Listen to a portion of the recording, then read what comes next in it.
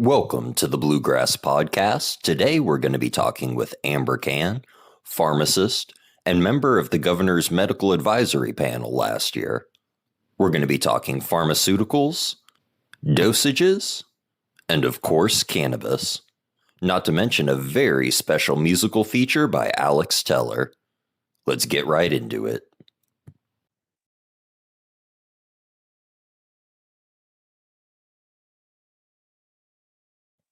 How did you get exposed to cannabis for the first time, and how did you end up being on the advisory board? Yeah. So I worked a lot of my career in the addiction medicine space. I worked with a lot of people who were in recovery and advising them on use of medications during their recovery, even years into sobriety. And the more and more throughout my career, I've been a pharmacist for 23 years now. And throughout that interaction with lots of patients, cannabis would come up. And honestly, I wasn't taught about cannabis in pharmacy school. It was very much the taboo, as you might imagine. We did not learn about the endocannabinoid system. And honestly, I was in pharmacy school in the late 90s. So the ECS was just being not discovered, I suppose, but being the ins and outs of it were being articulated at that time. So that was not something I learned about at all in pharmacy school.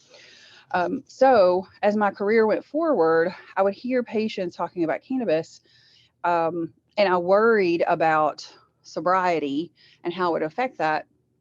But the more I talked to patients, the more I realized that cannabis was a part of a larger therapeutic plan for them. So it got my curiosity piqued, and I just started educating myself more about it. For a time, I was a professor at a college of pharmacy, and it made me realize that it was unconscionable that we were sending out new pharmacist grads with no education about how cannabis fits into the patient care picture. There are drug interactions to consider. There are dosing and disease state considerations that I think need to be talked about. But we weren't educating even 20 years later. We weren't from my graduation. We weren't educating new pharmacists about it. There's very little continuing education about it for practicing pharmacists.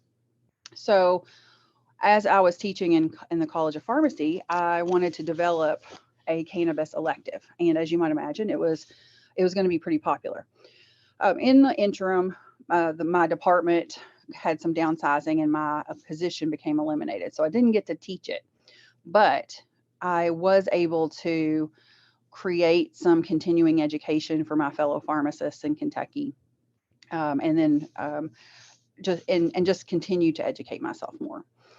And then later, I discovered the program at the University of Maryland, Baltimore, their master's program run out of the College of Pharmacy. It is a master's of science in cannabis therapeutics.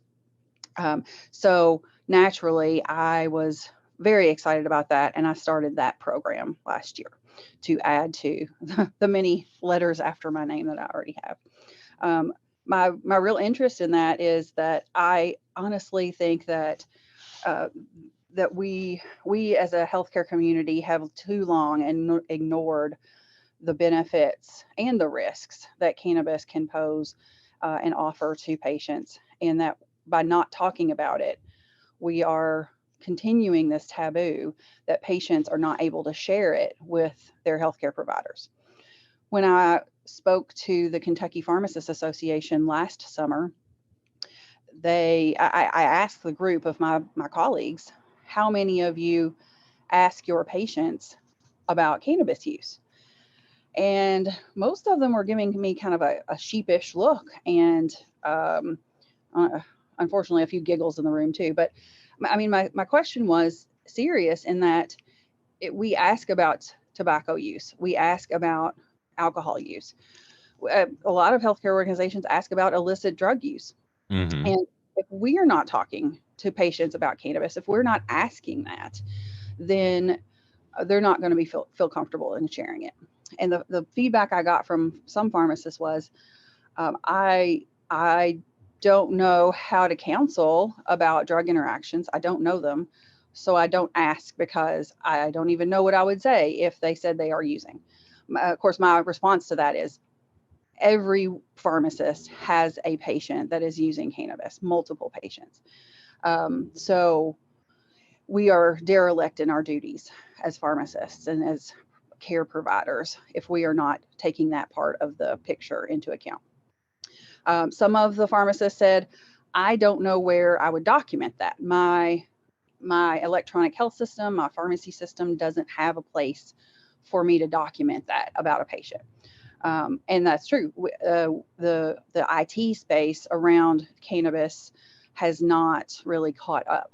And I feel like, and even some pharmacists said, I'm afraid if I document that in my pharmacy system, then corporate will, I'll suffer some sort of corporate ramifications by asking about it. And that's really sad, honestly, that they feel limited in what they can ask a patient, if that is true. So my goal really is to educate my fellow healthcare providers about cannabis, so that we can take better care of our patients. I'm always here for the science. I'm always here for the on team patient, and I just think cannabis is a part of the reality that we have to educate ourselves about. And luckily, I was honored to be appointed by Governor Beshear last summer onto his medical cannabis advisory board. I'm sure all of your listeners are familiar with the ups and downs of legalization of a medical program in Kentucky. And barring the passing of the bill that did pass the House last session, the governor was trying to do what was in his power to make cannabis more accessible to the people who needed it. So, of course, he put together the advisory committee. It was comprised of a few medical doctors, quite a few patient advocates, and I was honored to be the only pharmacist on the committee.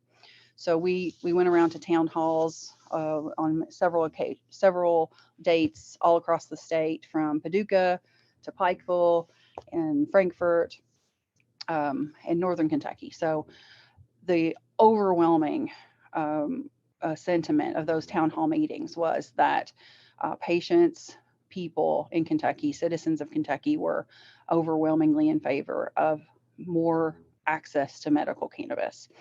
And of course, I don't think that was a surprise to anybody on the board, nor the governor, but it really, I think, hit home for many legislators who had pushed back before, for various reasons, most of them uninformed ones, I think, or just outright stubborn ones, and financial ones, honestly. And they saw how many of their constituents really cared about this issue.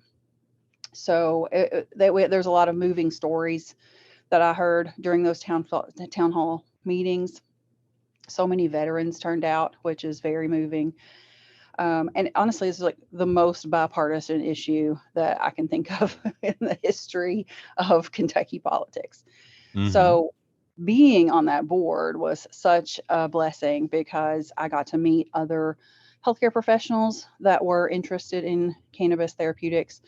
And honestly, the other advocates, the patient advocates, mothers whose children benefit from cannabis, patients who long had been using the standard opioid cocktails for pain, that had found cannabis and their life had turned around. So that put me in contact with amazing people. I was happy to serve the governor's office in that capacity, and hopefully I really think that informed his passing or his signing of the executive order that went into effect in January of this year. So that, of course, expanded medical access to patients who could purchase it legally in other states. He used his pardoning power, essentially, for a pre-pardon um, for anybody who had possession and met certain criteria. And then, as you know, we did later get the Senate bill passed this year that opened the door to creation of Kentucky having a medical cannabis program. And again, I was honored to be part of that signing. The governor called the people who were on the advisory board and others to be with him in the rotunda when the bill was signed. So that was amazing. And I got to keep one of the little pins that he signed it with. So that's pretty cool. And so I guess the whole point of this was to get one of those pins.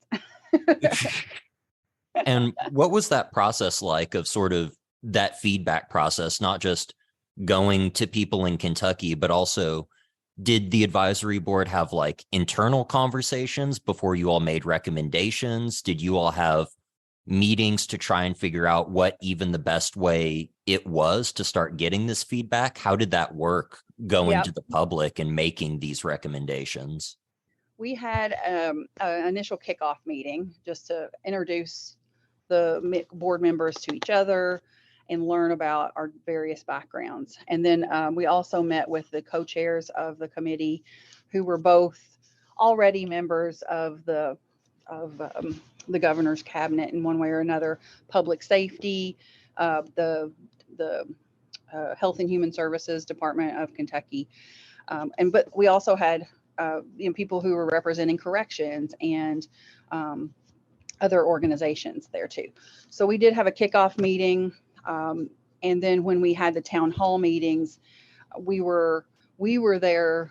The committee members were there mainly to answer questions, to record that feedback. All these meetings were recorded, and they are on YouTube still. I think you could go to the official Medical Cannabis Kentucky website. Hopefully you can link that in the show notes. And those meetings are still on YouTube for viewing. So it was, the governor did watch those meetings. He wasn't there personally, but he was able to watch all of the meetings and hear all of the feedback.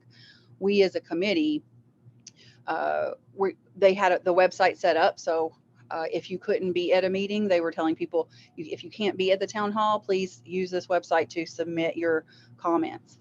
And we would get feedback from the committee chairs about just the kind of comments that were coming in. And I think it was, 98% of the comments that were left by people who could not be at the town hall meetings were also largely positive and supportive of a medical cannabis measure in Kentucky. So yeah, we after all of those meetings were finished, we put together some recommendations. We as committee members also met with the chairs to provide our particular take on it. Say, my expertise is in pharmacy, and others would be coming from other backgrounds, say a physician or a patient advocate, would have their own concerns and recommendations. And they would, honestly, everybody took out of those meetings stories that, I might resonate with some person's story, and I would bring that up where other committee members heard other stories that resonated. So we put together a report officially that was presented to the governor, and then he, of course, was consulting with his team legally to see what could be done out of the governor's office. And we didn't, and the purpose of the committee was not really to hash out the medical program, of course. It was more of hearing the voices of Kentuckians, being an expert to provide that particular, for me at least, for being an expert in pharmacy, to provide my particular concerns or just my background and education on the topic, and then have that all available in the report for the governor to review. I'll say my only criticism really of the advisory board is that, Mhm. as far as I could tell, there was not a farmer or a cultivation specialist on it. No, no, there wasn't. And I would also say there wasn't a nurse. There wasn't, Mm-hmm. there were lots of other people that could have been on there. Um, and of course, that it had to be limited to a certain number of people, and not everybody on the committee could make it to every meeting. But you're right. I agree that there were people, industries, there were contingents that were not considered. However, I think the initial advisory board, I think, was designed in a way not to inform policy, but honestly, I think it was designed to be a charm offensive for those legislators that were still resistant to a medical measure. And for that reason, it had its purpose. I never want anybody that has a stake in the larger picture for their voices not to be heard or for them to be excluded. So yes, I agree. Not everybody was a part of that committee, but it was so focused on a specific purpose. My hope is that now that we can actually move forward, that there are good people listening to the right people. And after you got done with the advisory board, not makeup of the board aside, what were some things that you were glad got forward? And was there anything that got left on the table that you thought maybe could have been passed along as well?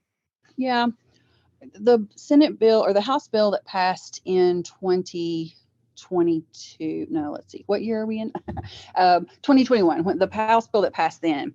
Of course, my professional bias is toward pharmacy, and I really liked that bill. Not that it was perfect, but a pharmacist did play a key role in the process of patient care for a medical cannabis patient. It said that dispensaries had to name a director of pharmacy who would have to be a pharmacist, um, and then patients would have a consultation on their first dispensary visit uh, to essentially go over to review their medications, current medications, talk about what the recommendation from their cannabis provider had been, and then create, just be a part of the whole care team as pharmacists are now. So I like that, of course, because I do think that pharmacists bring a lot to the table in our knowledge of pharmacology. Um, I heard from a couple of the patient advocates on the board that they didn't like that measure because they felt like it added cost. I don't disagree with that. I don't know that we've um, really, we don't know the cost that it would add. There was a measure that pharmacists that consulted with patients could charge the patient no more than a certain amount. I think it was $40 perhaps. It didn't say that the pharmacist had to charge the patient, but it was limited in that what the patient could be charged by the pharmacist. Um, and we know, I mean, cannabis is not covered by insurances, and this can be a very expensive venture for many people. And honestly, it's a lot of people are left out of the cannabis, the medical cannabis option because of the cost of care right now. So, my thought was that with that bill, pharmacists, of course, could be compensated by the dispensary in way of a consulting fee or some other arrangement. Um, the new bill, Senate Bill 47, that did pass and the governor signed, pharmacists were not as prominent in the role. And that's not to say that pharmacists can't be part of the process. It's just that that part was minimized. So I do think it's a call to action for my fellow pharmacists to still keep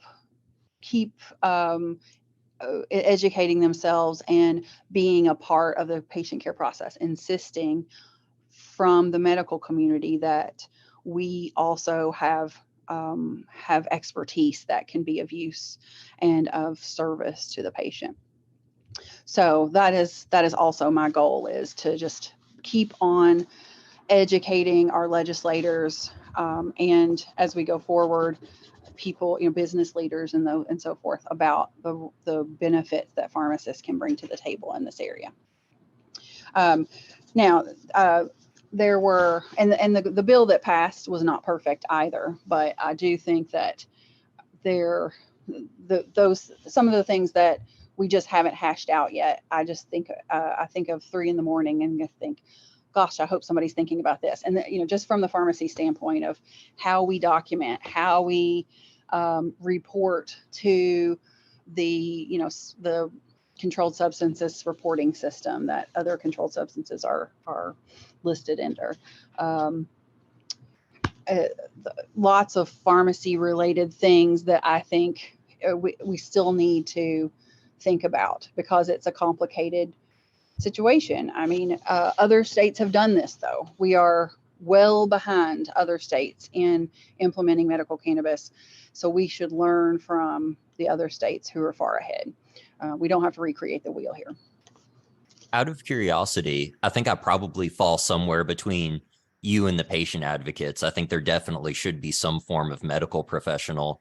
Do you feel like it needs to be a pharmacist, or do you feel like something maybe like an RN would be a good substitute or a good placeholder for that medical voice, but also maybe not all the way to just maybe that product end of it? Mm-hmm. Well, I don't even see the pharmacists. I agree. I mean, any kind of medical oversight or medical, no, I don't want to say oversight. It sounds too much like overlord, and that's definitely not what the cannabis industry needs. Too many of those in the business anyway. Yeah. But Consultation. yeah, consultation. Yeah, some sort of medical consultation in any form, in my opinion, is a win.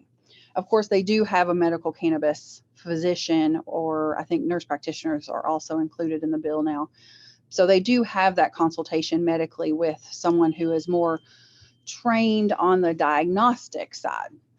Certainly, nurses, RNs, they have in their training much. They have a skill in that how they take care of patients and how they assess and diagnose patients, and treat. Pharmacists, of course, have a very different have different training in that way, in that we are so focused on the pharmacology and the chemistry of medications that we are the experts, and nurses do not get the extent of pharmaceutical training that pharmacists do. Physicians do not get that level of training. So again, I always think a pharmacist should be involved, but I will say the caveat is a trained pharmacist in cannabis should be involved, not just someone who took a CE course and wants to make a buck. I think we do have to watch out for lots of those people. Not that they're charlatans, but the motivation there will be to minimally inform oneself about cannabis, and then maybe overestimate their expertise. So yeah, I think anytime a patient can consult with someone who is properly trained in the cannabis and the medical cannabis field is a win. But then again, I also think that many healthcare professionals are not familiar with how cannabis fits into the picture, and certainly not the drug interactions that could be involved. Now, I wanted to say that the patient advocates that were not fans of the pharmacist involvement in the process, there's a couple I talked to, they were like, I don't need to talk to a pharmacist. Like, it just adds cost, and they didn't see the benefit. And for those types of people who have been using cannabis for years, I agree. They know much more about how products and cannabinoids affect their bodies, more so than any one pharmacist could know. And but I really think the benefit is for patients who are new to cannabis therapy, especially with with complex disease states, very complex medication regimens already in place, that is truly where someone who is a pharmacology expert can shine. So this is a bit of a complicated question. I'm trying to figure out how to phrase this. Even though pharmacists definitely are going to have immense benefit in using this, does that necessarily mean that pharmacists should exclusively be able to use this? I see what you're saying. No, absolutely not. I think that there are lots of medical professionals that could, that properly get trained and truly immerse themselves in cannabis therapy that can absolutely consult with patients on the drug interactions and nuances of fitting cannabis into the full therapeutic picture. So no, I agree with you there that it shouldn't be the purview of only pharmacists. Absolutely not. Because that once you start siloing people into those roles, then you're just creating more barriers for patients. And that's not anything like what I would that needs to happen. Obviously, we've created our own barriers to patients for far too long. And this is, I guess, going a little bit further into that. In terms of viewing it as, say, a controlled substance, I kind of wanted to pick your brain because last week there was a major push in Maine to treat it as a food rather than as a drug under that FDA umbrella. Do you have any thoughts about that, or about how that might be good, bad, worries, benefits? I have conflicting thoughts within my own brain about that. I agree. I mean, if we want to be fair, it's a plant product. Let's regulate it like we do other plant products, right? I mean, if that's where at the very basis, I don't see how the cannabis plant, the natural product, should be regulated in any other way than the other types of plant-based supplements and herbs and that sort of thing that you see crowding the shelves of the local pharmacies and big box stores. So why is that any different? Well, I mean, we know why it's different. There's a long and complicated and frankly racist history behind cannabis legislation. So yeah, part of me says, I mean, let's treat it like let's be consistent. Let's treat it like any other plant product that we regulate. Now, the other flip side of that is the diet supplements, herbs, all those sort of things in this country are woefully unregulated. And the thing that gives me hives thinking about it is with all of the issues of supplements that are out there, not only are there many things that can be harmful for patients, and that frankly have quality issues, they're not regulated in any way that say even what's on the label has to be what's in the bottle.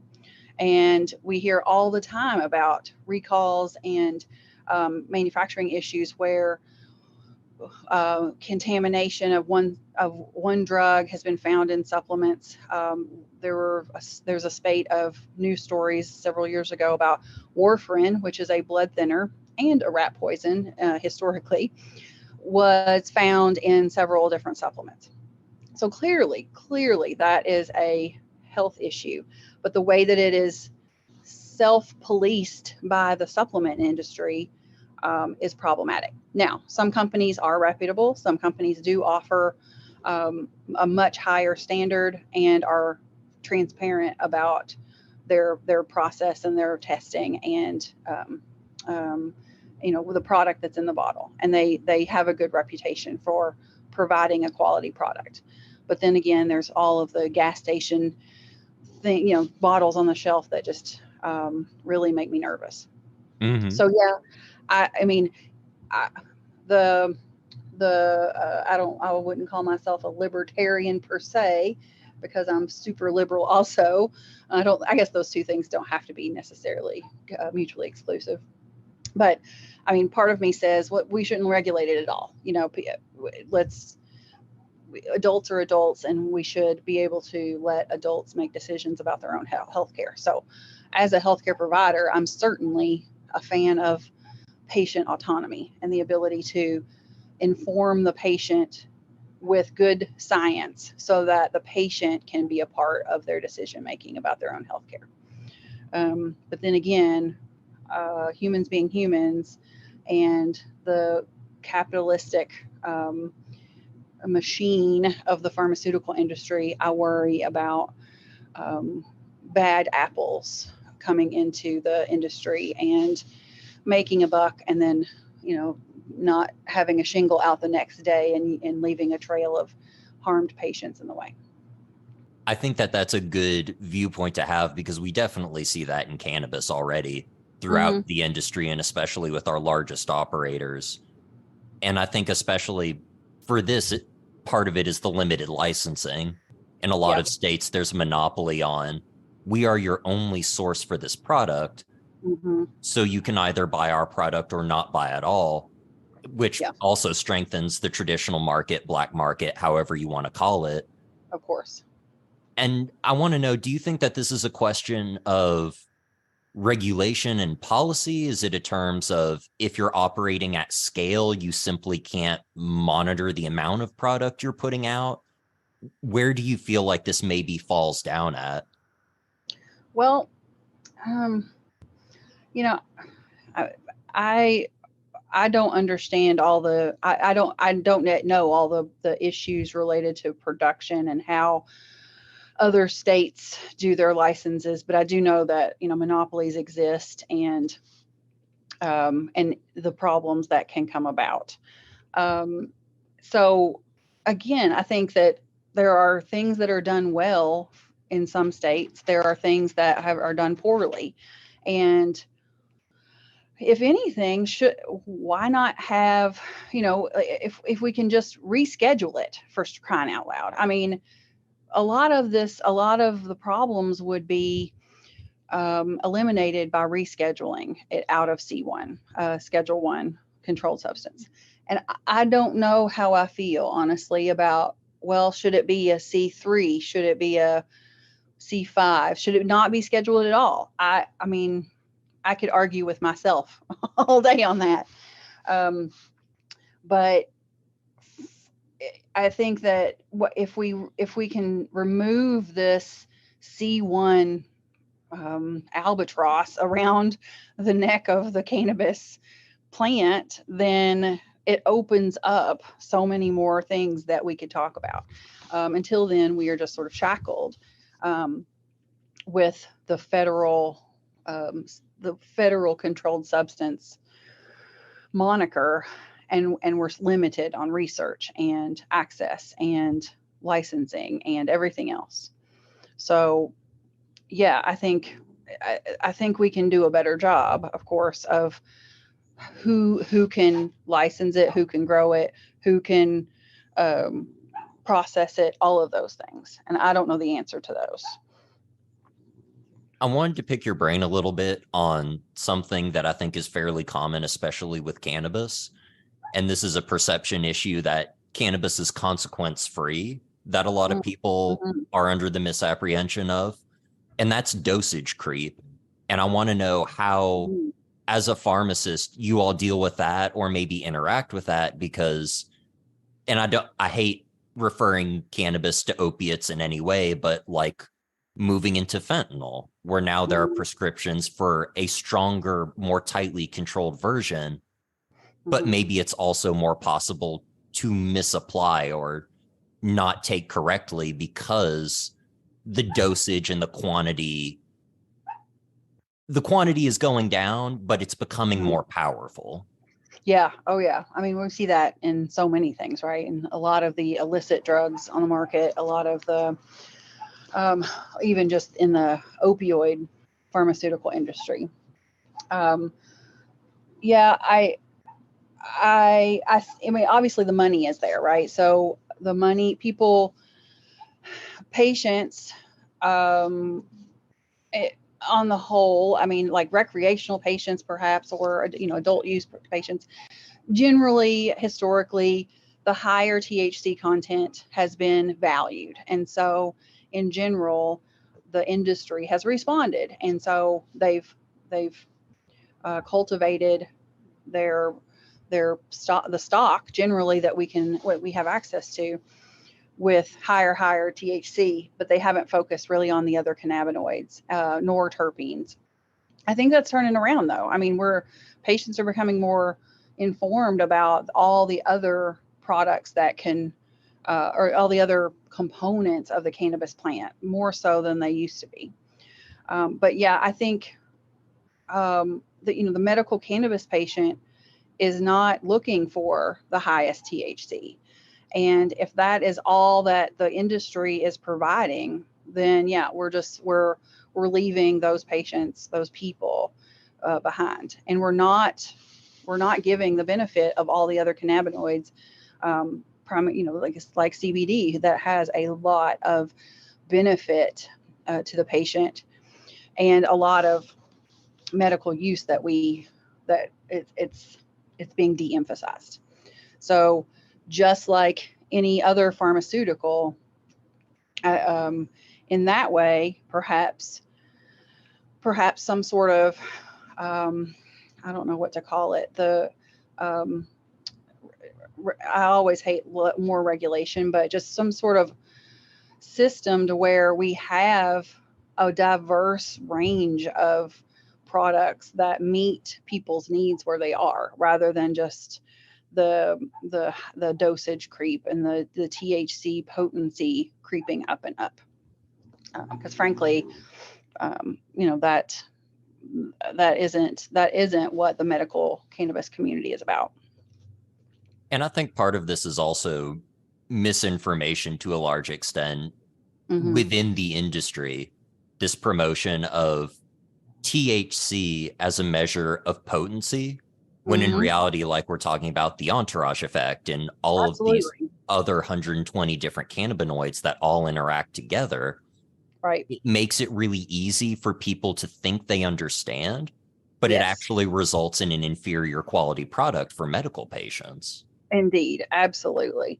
And again, that goes to descheduling would allow more research. Now, we have good research, not to say that there isn't any, which some people would argue that there isn't, and that's just not true. But it would allow much more nuanced information to be published and to be disseminated about all of those other cannabinoids and the interplay between them. And the more that we can understand it, the better we can inform the healthcare community, the more that we can inform the patient, and the patient can be a much more informed and sophisticated consumer of for their own healthcare. So I had a question for you from a pharmacist perspective. How do we go from not just, I recommend you use cannabis, to I recommend you use a topical or a tincture, an edible oil, solventless versus solvent extracts? Like, how do we start to develop into the conversation of these products have different dosages, different timelines of absorption, different requirements even for how we need to be testing them? How do we start to move that conversation, do you think, from any and all of this is covered into directed use, maybe? Yeah. And that's where I think it's so important for healthcare providers to be familiar. And familiar is really all that some people want to be, and that's okay. But yeah, I think that's where, again, a pharmacist or a very well-trained healthcare professional that knows the patient, that has a true enduring relationship with each patient, can really advise about. So some patients if they have a long smoking history. I've heard patients say, well, I'd like to use cannabis, but I don't want to smoke it. I was a smoker for 40 years, and I'm afraid that if I smoke cannabis, I'll be right back where I was, and I don't want to be there. And that is a valid concern for that patient. There are other patients who may have lung disease who would benefit from an inhalation product, but they're just because of other conditions that it's just not going to give them the best therapeutic effect. So that I think that not only the dosage of the product, but definitely the dosage form is part and parcel of the entire selection process and recommendation process. And you definitely have to know patient preferences and values and goals of therapy in order to recommend something. You can't just, it's very different from the way that we are traditionally trained.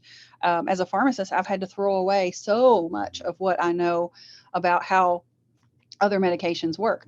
If a person goes into the doctor's office, they have high blood pressure, the doctor writes, maybe selects a particular medication and then writes the dosage on there. You take it to the pharmacy, and then it's very cut and dry. With cannabis, it's so much more complicated and nuanced that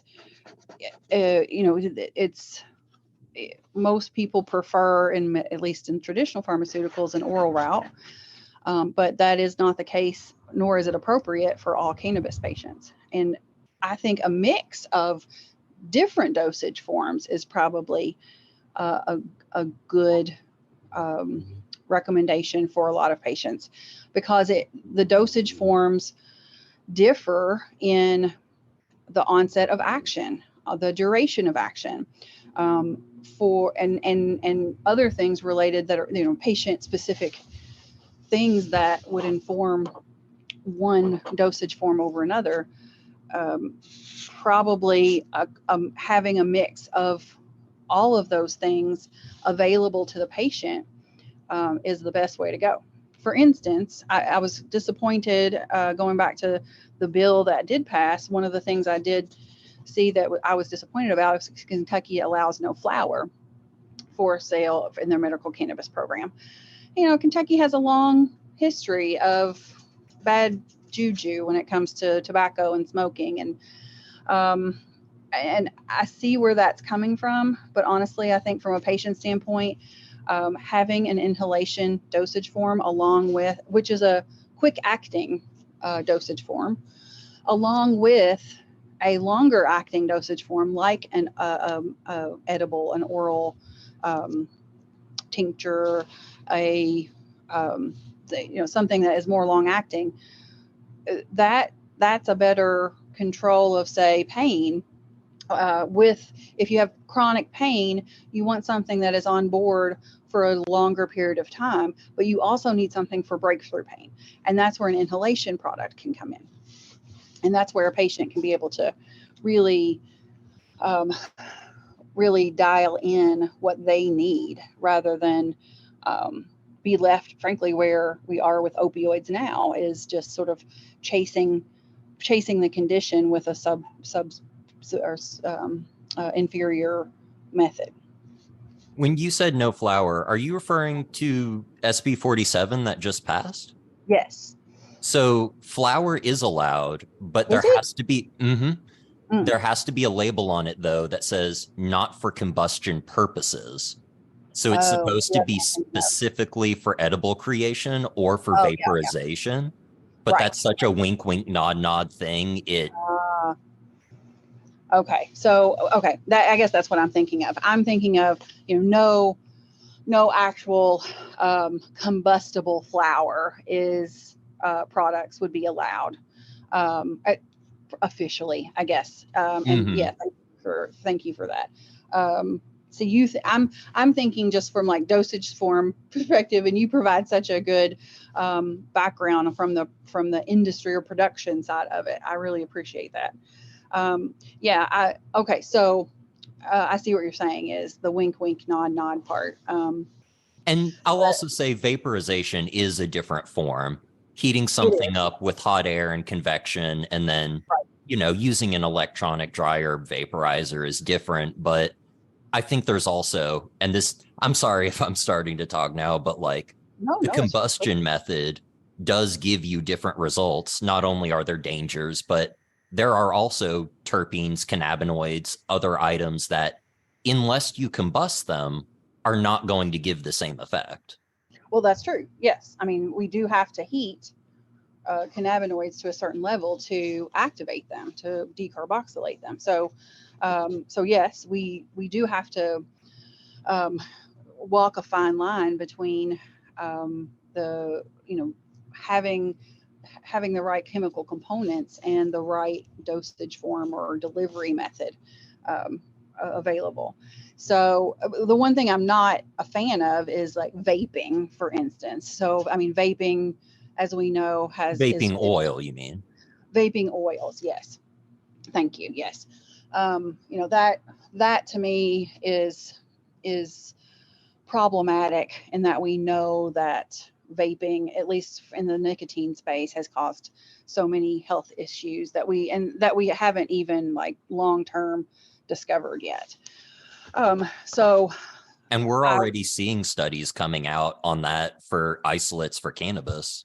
mm-hmm, mm-hmm, CBD right, isolate, THC isolate, especially in terms of vaporizers, the solvents that you're using yeah, to allow these things to be smoked. That's right, one of the reasons I'm in favor of solventless extraction. It's mm-hmm, just a safer method of extraction. absolutely, yeah, yeah. I think that we know how to do it safer. We know how to extract it in a way that increases the potency to the levels that we want, but also does not have any residue and does not have any of those untoward um, components in it that can be problematic. So, so yes, I'm a huge fan of doing it the safer way, but of course the industry is interested in the cheaper way, and I yeah, I don't like a lot of the vape pens and things like that. I know that they can be very cheap, and of course the mechanism, the cheaper they are, the more likely the heavy metals in the canister or the cartridge itself and the heating elements can leach those heavy metals into what you're smoking and into your lungs. Or if you So have bad base material, the heavy metals that are getting right, taken into the flour. absolutely right. Um, so so if anything, I mean, I honestly, I mean, inhalation is the most efficient way to get cannabinoids into the bloodstream. Um, and it bypasses what is known as the first pass effect, which is the mechanism that we see with oral dosage forms for many different drugs, not just cannabinoids, but um, any drug that is ingested, it enters the before it enters the bloodstream, it goes through the liver, and the liver is a great filter and break an organ that breaks down a lot of drugs before it even reaches the bloodstream. So uh, it if you can think of it as sort of it's called the first pass effect before because it happens before the drug reaches systemic circulation, but that removes a lot of the drugs. So you have to sort of preload a lot ahead of time so you can get a therapeutic effect after the liver is done with it. But there are ways to overcome the first pass effect, and inhalation is definitely a very efficient way that bypasses that. So you can adjust the dose very quickly. I mean, honestly, if you don't want it to be in your bloodstream anymore, you just stop using the inhalation device. With edibles, it's not as easy to remove the drug once it has been ingested, as we know. So, so yeah, I think there are good and bad dosage forms. Um, or I don't, well, not good and bad dosage forms, but there are riskier and less risky ways to consume cannabis.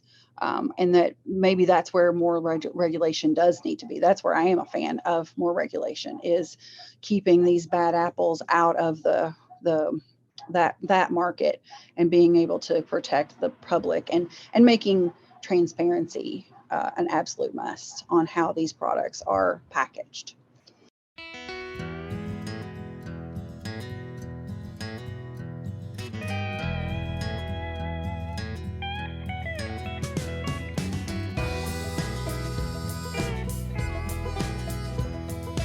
Broke nose Jack.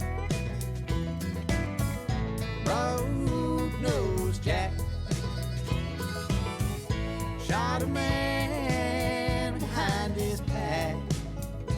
He was holding aces painted black.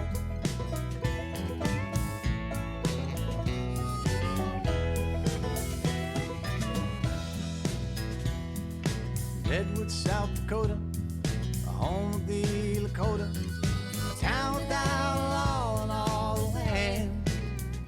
We're the only jurisdiction formed of conviction was the world and the draw of a hand.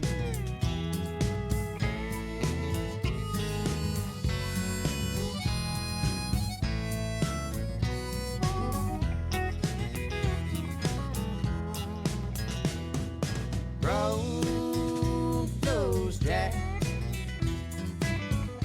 Broke nose Jack.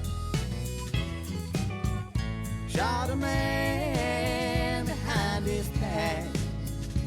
He was holding aces painted black.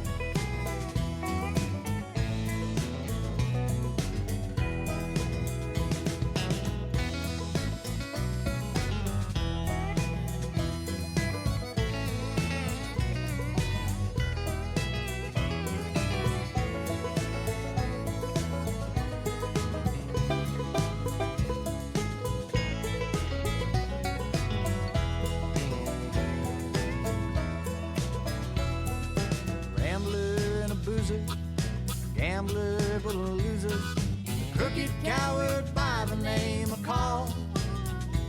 Took a Colt 45 as sharp as a knife, and he stole that old soldier's hide.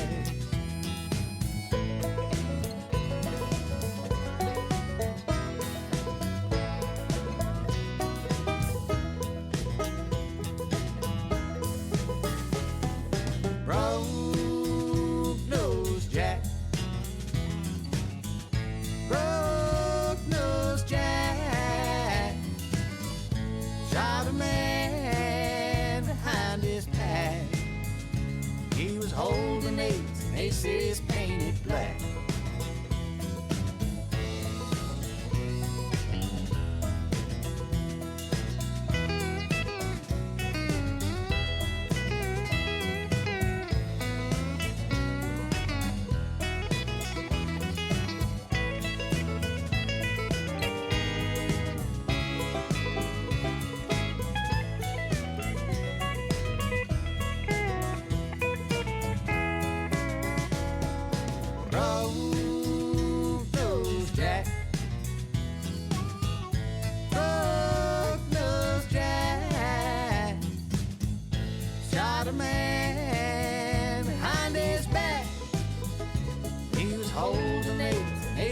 Painted black.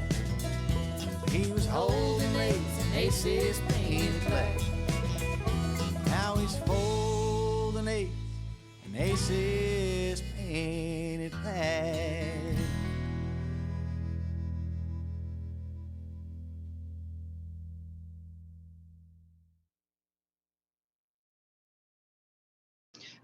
That brings me to another, I think maybe this is a segue into labeling of cannabis products.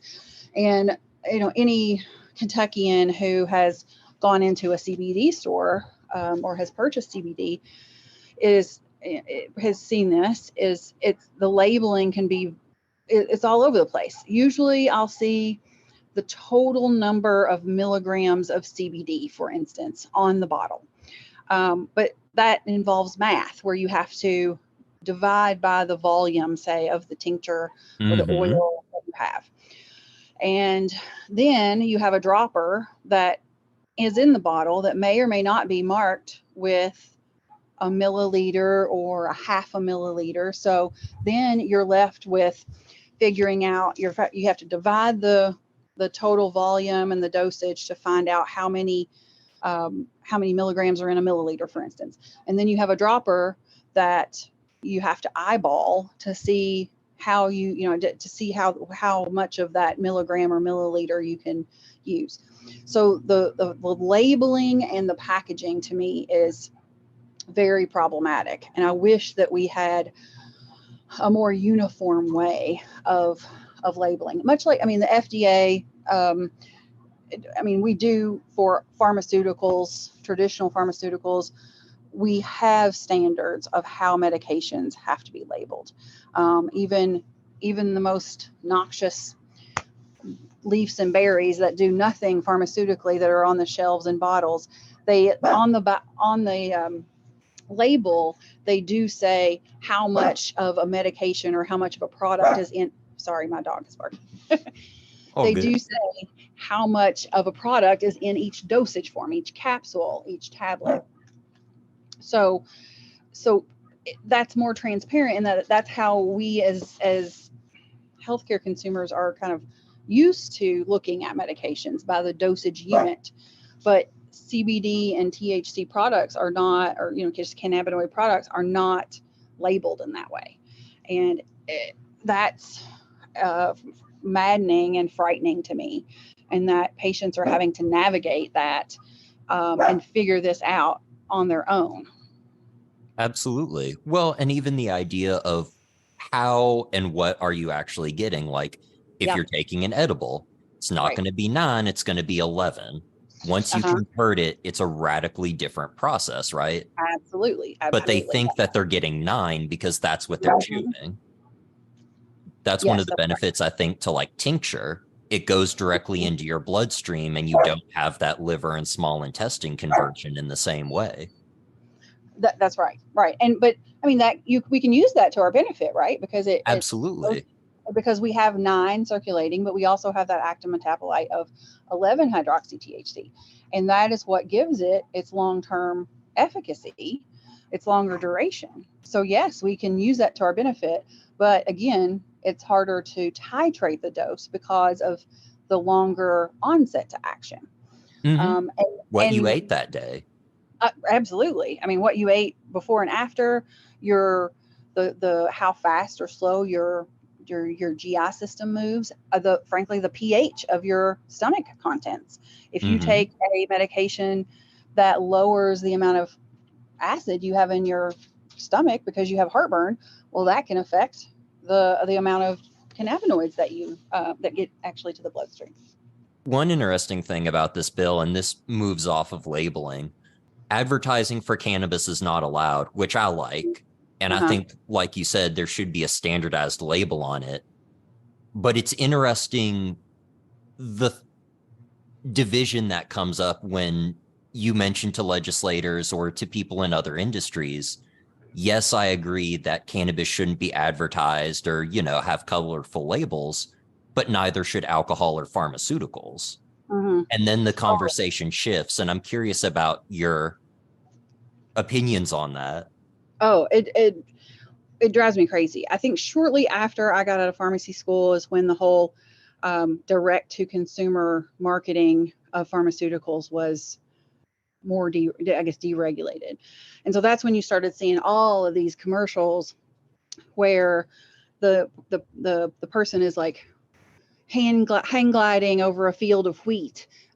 And they can't be, some of them, if they mention what the drug does, then the regulations are now, if they mention what the drug does, so like it's for allergies, seasonal allergies. Well, then if they say that, then they have to mention all of the fast talking side effects that you hear sort of slightly under the very peppy music that is playing in the commercial. But then the more maddening to me is the drug commercials that say the name of the drug have people doing things that you know want to do, like hang gliding naturally Mhm. and other things, but they don't say what the drug is. But they say ask your doctor if it's right for you. And that to me is just preposterous, because I'm sure so many people go, well, you know what? I have always wanted to hang glide, and I think I'm going to ask my doctor if that drug is right for me. And it turns out that drug is, you know, a female patient goes in, and that drug is for prostate cancer. Mhm. So it's ridiculous that we market pharmaceuticals that way, and other countries do not do that, and they think it is ridiculous that we in America do. Um, Absolutely. I yeah. think with alcohol as well, like, look at all these beautiful people having fun. Oh They're yeah, drinking. Why absolutely. aren't you drinking?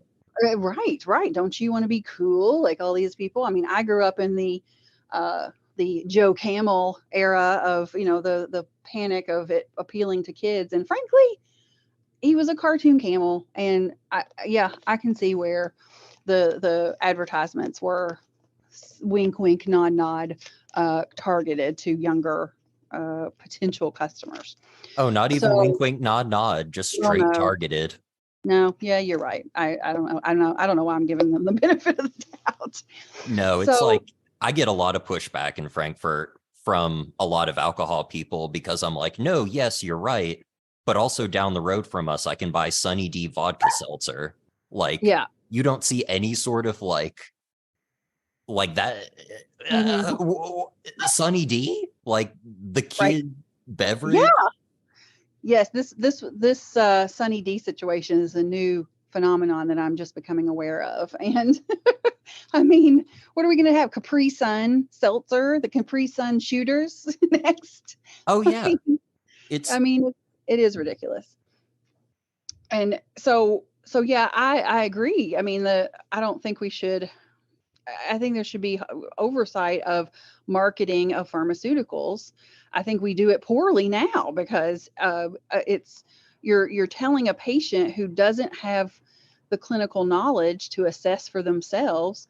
They're going to a doctor or some practitioner, and some in some cases, you know, demanding a particular drug that they have researched on Dr. Google.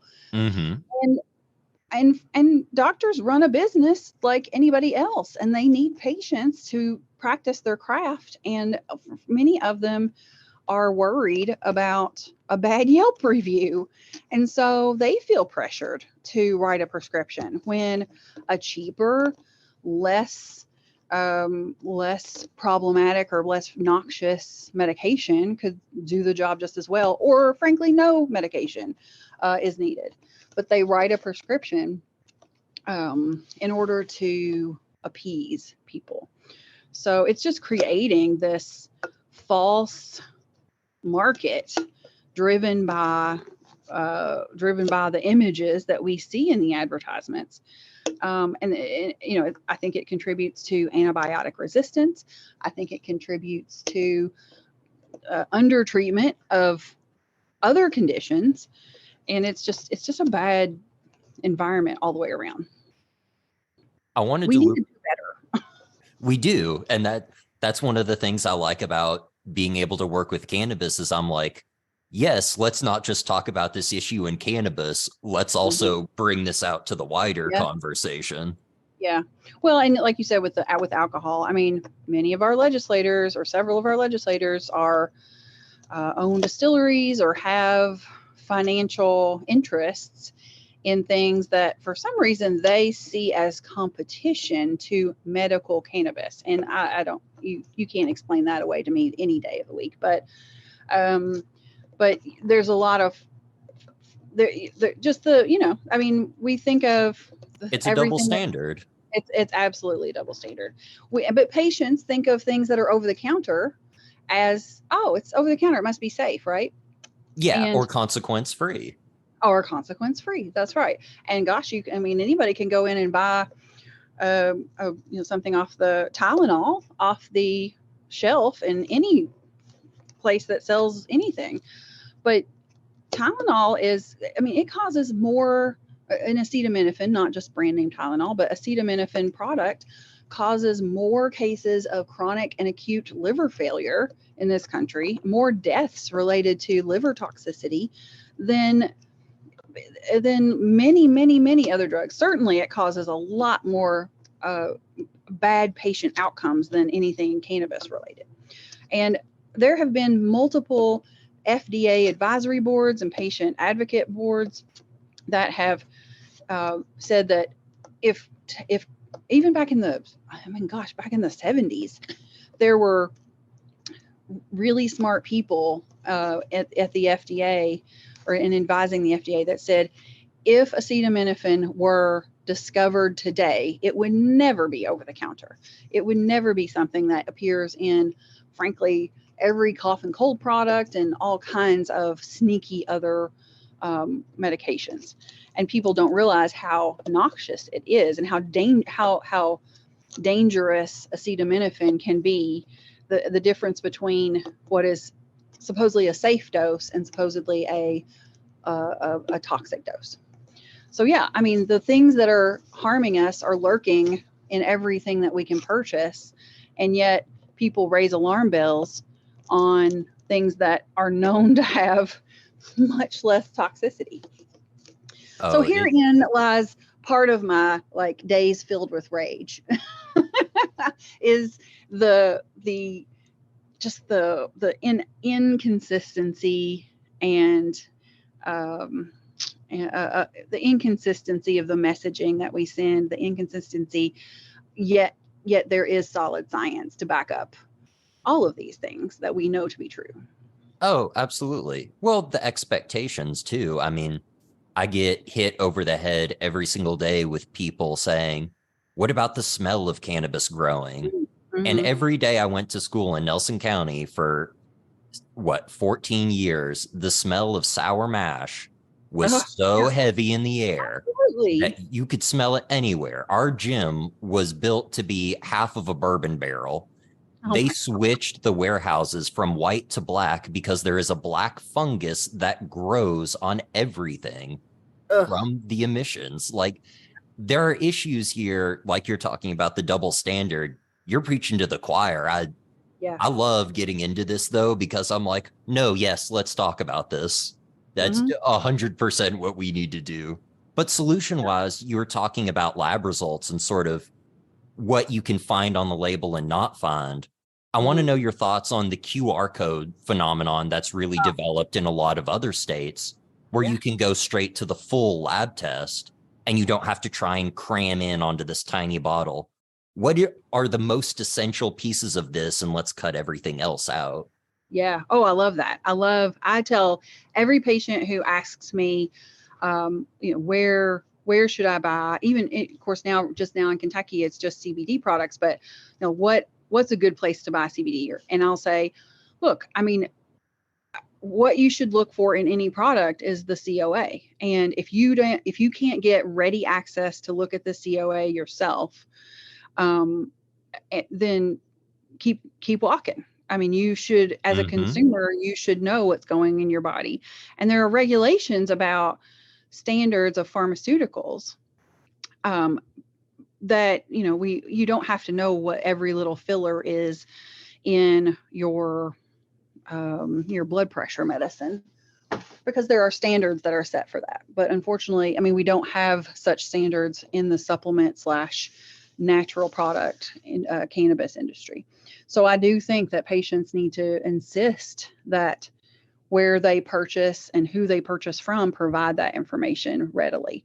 And I love the QR code situation. I don't know. I mean, if it's on a tiny product package, it might be hard to, shove in a QR code on the label, but any place that you work has to have those safety sheets of all the chemicals that are used in that facility. In a hospital, all the cleaning supplies, all the medications, there's the material data safety sheet that you can go to, and you can look to see all of the ratings of what is in that component. So purveyors of cannabis products, I think, should also have such a database. If it's online, then you have an iPad there on the counter where any product that you carry can be readily accessed by the person before they purchase a product. Or if it's a QR code, or maybe it's a notebook full of QR codes or whatever, I absolutely tell anybody that you should look at the COA. You should make sure that the place that you're getting it from insists that all the products they sell have a COA. That is, and if they're dodgy about it, well, then, Question mark. Question mark, right. If they're being sketchy about it, then there's a reason for that. And you certainly wouldn't purchase, you wouldn't go into the grocery store and buy a food product that didn't have I wouldn't buy, didn't have a nutritional label where I couldn't see all the other ingredients that go into, your chicken stock or whatever you're buying, because you don't want rat droppings and erectile dysfunction drugs in your chicken stock. Well, maybe that is there's a certain population that would, but we have that's these a whole conversation, right? Again, the things that we allow in the US that other countries have already said, no. Yes, I know. Yes, exactly. So, I think that it's so important for transparency to be first of mind, because the industry isn't going to do it. The industry is left to police themselves. So we as consumers have to vote with our feet. And the only way we can do that is be knowledgeable ourselves, or consumers have to have trusted professionals that insist on these things and that can advise them properly. Well, and I also think that, and this is my viewpoint too, and I always come from this angle, just in terms of having a local supplier, your ability to verify your own supply chain is just so much easier. If it's coming from another country, there's no way for me to tell before it gets to the border what it was, what was added to it, what wasn't added to it. Yep. And we see that in lots of other things, right? That come from lots of countries where we've had problems with leaching chemicals, with counterfeit medications, with medications that have contamination of, cross-contamination of something else that is produced in that facility. Food, fertilizers. Oh, right. Yeah, exactly. So yes, local, the key, as local as you can get it, then the number of hands on it and the number of times it changes hands is lower, and therefore it seems easier to me to be able to verify that it doesn't have the things that you don't want it to have. And we've been talking for quite a while. Was there anything that you wanted to bring up to educate listeners on, or to get the word out about before the end?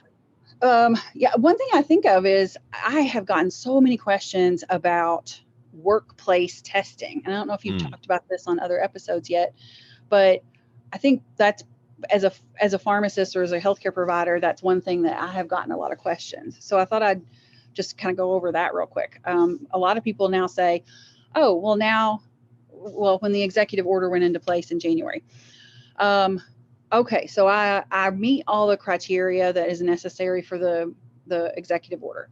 I've gone to another state and purchased a cannabis product, and I'm compliant with all of the things that needs to happen.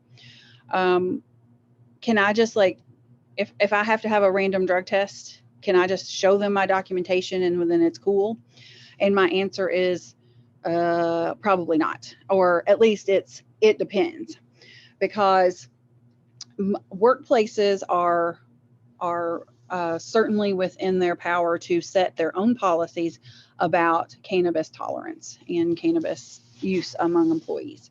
So regardless, and this is true for any state, regardless of what the state's stance or level of cannabis regulation is, employers have different regulations for their own employees. So my recommendation to people who have asked is to, definitely be very clear about what your employer's stance on cannabis use is. Obviously some professions are more strict than others, healthcare providers and first responders and things like that. I mean, they probably have a no tolerance, or zero tolerance level of cannabis use. And that could be, whether you're a police officer off duty and you're using cannabis, even for in a state that allows medical use. I mean, that might be off limits to you. But other employers have publicly come out to say we're no longer testing for cannabis, or we don't. Or they're sort of taking a, I hate to say don't ask, don't tell, but it's a non-aggressive stance toward cannabis use with its employees. And then others have sort of quiet quit, I'll say, in the testing. They'll do testing, say a saliva test for pre-employment testing, and saliva tests for cannabis, for instance, I think it only shows up in the saliva maybe 24 hours at the outset, 48 hours of use. And so by doing so, they are low key saying, we are not as interested in long-term or cannabis use among a certain set of employees. I think it's a decision, frankly, for lots of businesses, because if they are one that needs to do random testing, and a lot of people especially in adult use states are testing positive for cannabis, and on the books they have a policy that is very no tolerance for cannabis, then what are they going to do with all these people that test positive and have used it legally according to state law?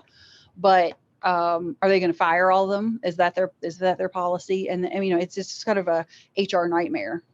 Well, and that is kind of what they're finding. The companies that go with the path of we're just going to fire these people, all of a sudden in a time of, employment shortages, it just compounds the problem.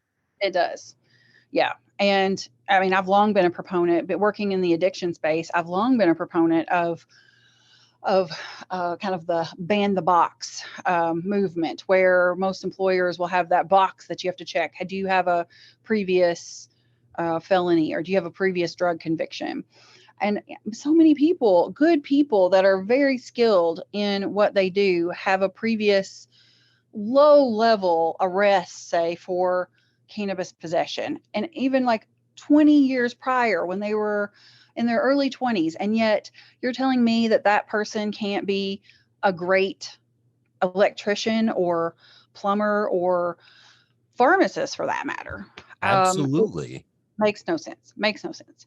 So we could have a whole other episode on law enforcement or employment law alone in cannabis. But yeah, a lot of companies are that have taken such a hardline stance have now it's come to bite them, because now they say they can't find good people.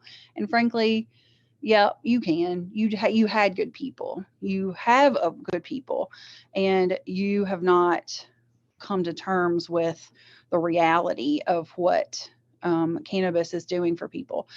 Most people who use cannabis, frankly, I think, even historically, as long as humans have made use of cannabis as a not industrially, but for their own use, for as a cultivated plant. As a cultivated plant, thank you. I think most people, many people who use cannabis technically and purchased as an adult use / recreational circumstance, are truly treating something. I mean, they're using it to treat a condition, be it anxiety, be it chronic pain. I mean, even if Mm-hmm. they are not part of a medical cannabis program proper, there is something that that cannabis is doing for them that is Well, and the under. medical benefits preventatively as well, not Well, just as an absolutely. end of life treatment. Oh, absolutely. Right. And and many patients have found that the medical community has not met their needs as far as anxiety, chronic pain, depression, um, Oh, the somatic depression conditions. one makes me insane. Did you Mm-hmm. ever hear the stories about the uh, endocannabinoid antagonists that they tried to Oh, create? yes, yes, I've heard yes, They long are ago. nightmare stories. Oh yeah, they were that like that was that completely backfired. I can't remember there was a few, and I can't remember the name, but they were just garbage dump fires of Oh, yeah. I mean, efforts. I believe one of them, they put out a trial run, and within 3 weeks of the trial run, they Yeah, already had pulled it. yeah, yeah, yeah, exactly. So, I mean, and that's where you get a lot of synthetic cannabinoids and basement chemists that create these cannabinoids. Not And even basement chemists, what no, no, Epidiolex, Sativex, well, like they've been trying forever to make better synthetic cannabinoids. true, true. But there's a lot of illicit synthetics that have been made, and the problem is that they don't interact the same way No, as natural cannabinoids. They have different affinity for the receptors. They have different pharmaceutical effects, and they're not predictable in that way, and that's what makes them so dangerous.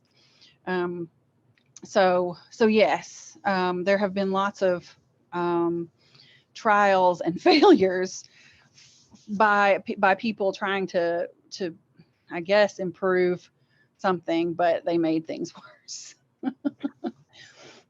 Amber, thank you so much for coming on today. I really appreciate it. And I think this was also a really good conversation, even as far as interviews usually go.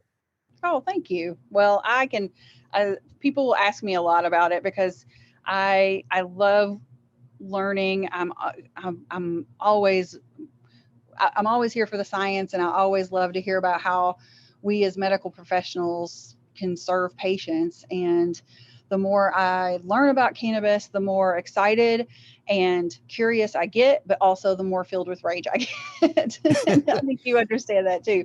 But I tell people who ask about me, I'm like, I could talk about it all day. I mean, it probably would be super boring because I could get into the lipophilic fatty acid chains and all that, but that's just the chemist in me that's nerding out on that part. But But they're important. They're they so they are. important. That's right. That's right. And I just think that thank goodness that Kentucky is finally moving forward. We need educated and open-minded people to advise the people who are making policy. We need people who have stories about how cannabis has affected their lives to call their legislators and Mm-hmm. continue to be advocates and resources for the people who are making policy. Because frankly, I mean, legislators, they don't, I mean, I always contact my legislators and say, hey, I'm a pharmacist. If you have things that come up about medications, please use me as a resource. And you know how many times I've gotten called? Zero. So, Mm-hmm. there are few experts. Well, this is my soapbox too. I mean, we need to be in contact with the people who are making policy.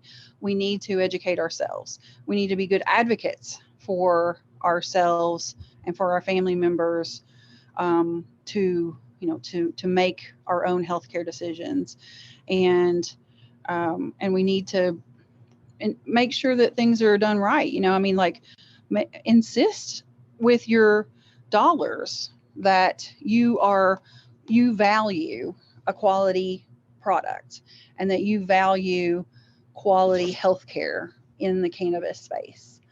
And if we can do that, if we as consumers of healthcare can all decide on that, then we're all better. Because people who don't have that voice, who don't have the knowledge or means to have a louder voice are going to benefit as well.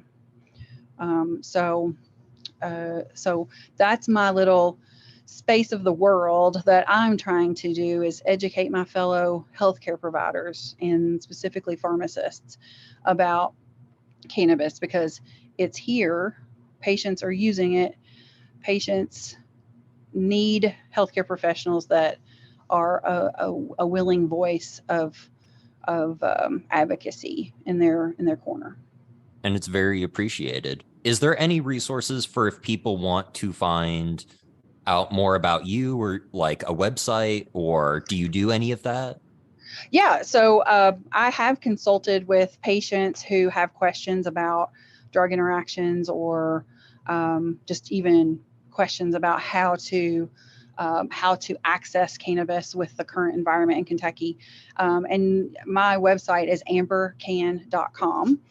And my email address is hello@ambercann.com. So I'm certainly willing to answer questions via email. And then some patients I have met with to consult about the more nuanced things related to disease states and stuff. And then I will say, if any of your listeners are healthcare professionals, I'll put a plug in for the master's program that I'm working on now from the University of Maryland, Baltimore. If it's something that a healthcare professional, it really wants to get into cannabis therapeutics or know more about it, it is an excellent program. The program is not designed just for healthcare professionals. Many of my classmates are lawyers, social workers, lab technicians, patient advocates. I mean, it's all over. It's not just a healthcare professional program, but I have found it to be incredibly rewarding and useful in my own self journey of learning about cannabis. So that is one official type of learning environment that some people might be interested in.